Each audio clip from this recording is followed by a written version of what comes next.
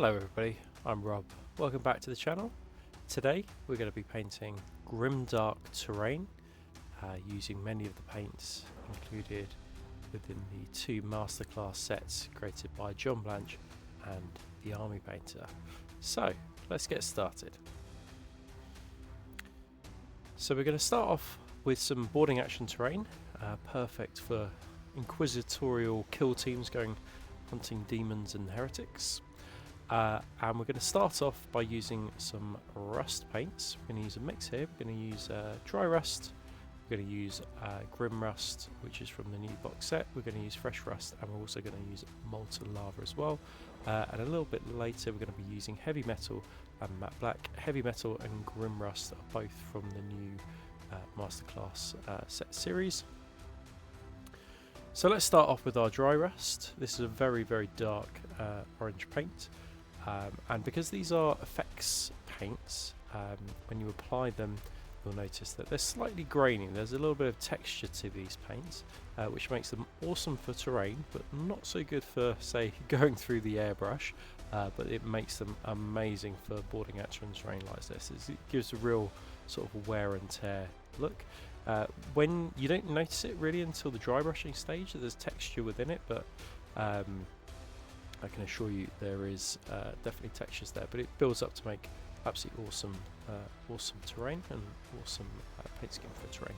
So next up we're going to use the new John Blanche paint from the Army Painter, which is Grim Rust. Really nice colour. It dries quite dark, especially against this dry rust colour that we've got here. So what I would advise is using, wait for this coat to dry and then use a second coat.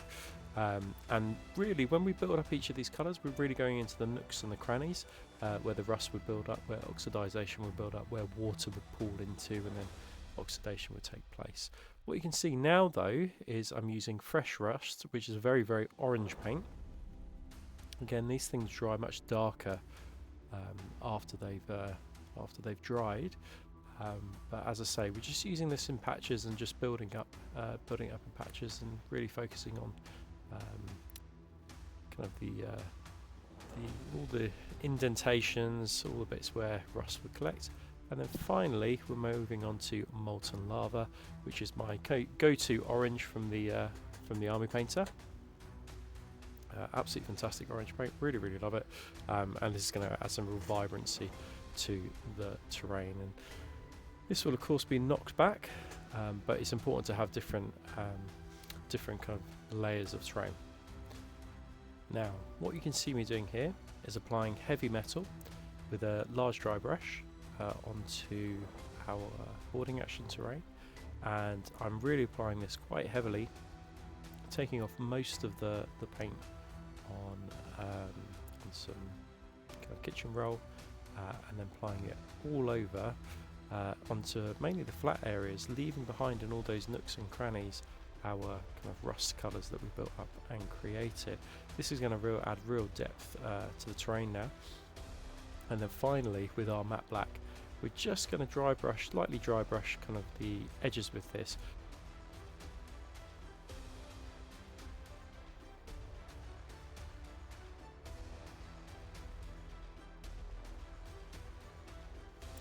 Next up, we're going to be using Emperor Gold, another paint in the Masterclass series, and what I would advise here is just picking out a few areas that we can do in this kind of copper gold colour.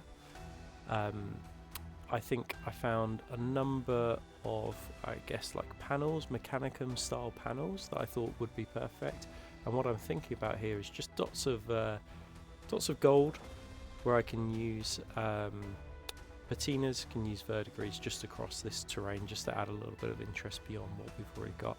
I do think it looks quite cool here though. I think you could probably just leave it at this point, but if you want to add a little bit of copper and a few more details, then you can do this. Next up we're going to use ivory, and the skull colours were just painted with this ivory. And then next we're going to use fiery vermilion. This is just straight up fiery vermilion. I've just added a little bit of water just to get the flow. But as you can see, the coverage is very good, and it's a really nice, vibrant red, which is kind of yeah, this is perfect for this this kind of terrain. But we will knock this back with some Voodoo Shade a little bit later, just to knock back the vibrancy a little.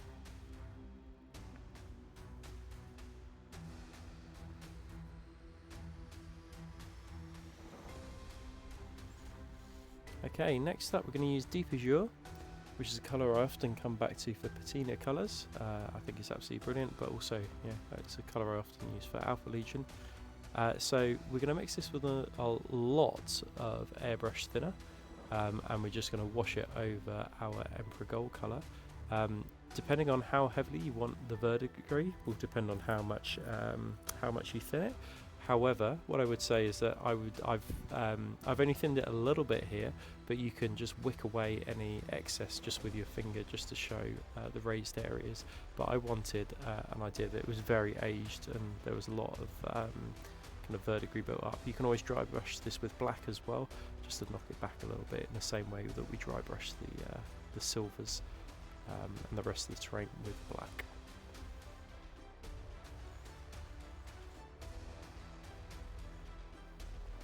So next up we're going to use Voodoo Shade, as I said before, and if you've seen my previous video on my Inquisitorial kill team, this is one that I've used an awful lot, and I know this is one that I'm going to come back to in lots of future painting projects. In fact, I've got a few commissions on the table at the moment where I've used this one on things like parchments. So for the skulls, apply the Voodoo Shade. I would say it's kind of this mix between a very dirty greeny brown colour, and yeah, I just get the sense it's going to be very, very versatile, and then you just wash the skulls with. So next up we're going to do our OSL effects, so Imperial Navy, Royal Blue and Artic Gem. So we're going to just use a dry brush for this. I'm aware that not everybody has access to an airbrush and they still might want to create some cool OSL effects, and you can just do it just as well with a dry brush. You know, I own an airbrush, but sometimes with terrain it's just good to get the dry brushes out, practice these skills. So with our darkest blue, we're just going to build a surrounding light around the light, and yeah, just be mindful of how the direction the light will go. This is quite an interesting panel, this one, because the first light that I did isn't blocked in any way by anything, but the second light is kind of blocked by this hinge, so the light wouldn't be able to go really too much past that hinge. So that's just something to bear in mind. They'll be slightly different depending on what the light hits and what it bounces off of as well. So yeah, this is a good test, this one, and then just catch some raised areas, corners and things like that. Then we're going to go with our mid blue, and we're just going to bring that in closer towards the light.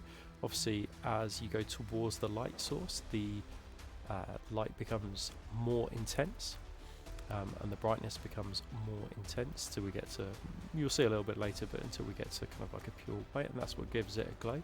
So in that kind of the furthest away band, we've got our darker blue, and as we get closer and closer to the light source, it will get brighter and brighter as well. However, I'm just picking the edges with this mid-tone blue, just because it's a metallic, it is more likely to reflect the light.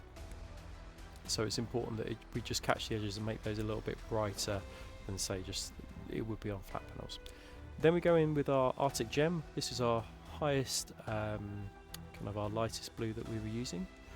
These are all vivid blues, and this was perfect for this because you want OSL to be vivid. But as I say, we just go in with the Artic Gem, we just hit the actual light with this Artic Gem, but also we're just catching the very edges as well. As I said before, because the edges are metallic, it's just going to ping off of those edges and they're just going to be a little bit brighter than everything else around it.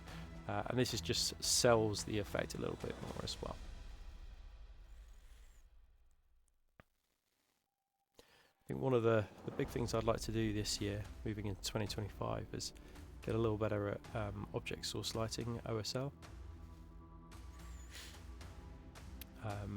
And started the year by doing this and thought, you know what, I'm going to do a little bit more of this, particularly on terrain pieces. I think it's a really good opportunity to practice. Again, just picking out those edges with that Artic Gem colour, and it's really starting to sell the effect now. Right, next up, so I've just mixed a little bit of Artic Gem with a little bit of white, and what you can really see me doing here is just focusing on the actual light itself, and then just getting those tippity edges there. Again, all those corners, just picking them out just with this dry brush here.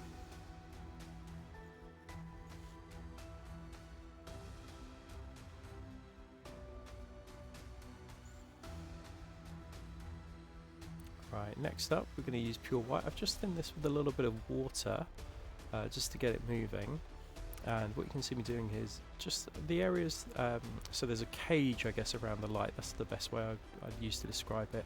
So I'm not hitting the actual cage around the light that protects the glass of the light, I'm just hitting the inner part, almost, you know, the glass essentially, or what we would understand the glass. I don't know what they use in the 41st millennium, but those parts are hit with pure white. But as I say, you can just thin it just to get it moving a little bit. And as you can see, it really starts to sell. The moment we make that white, it really starts to sell the effect.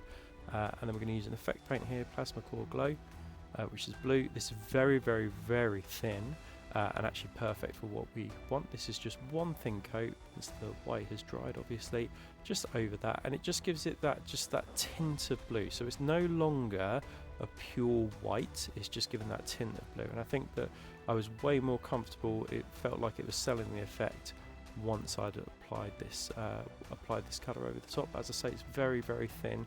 Don't expect it to act like a normal paint.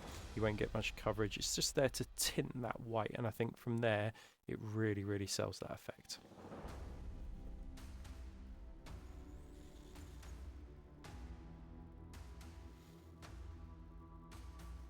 And here we have it, the finished and final terrain.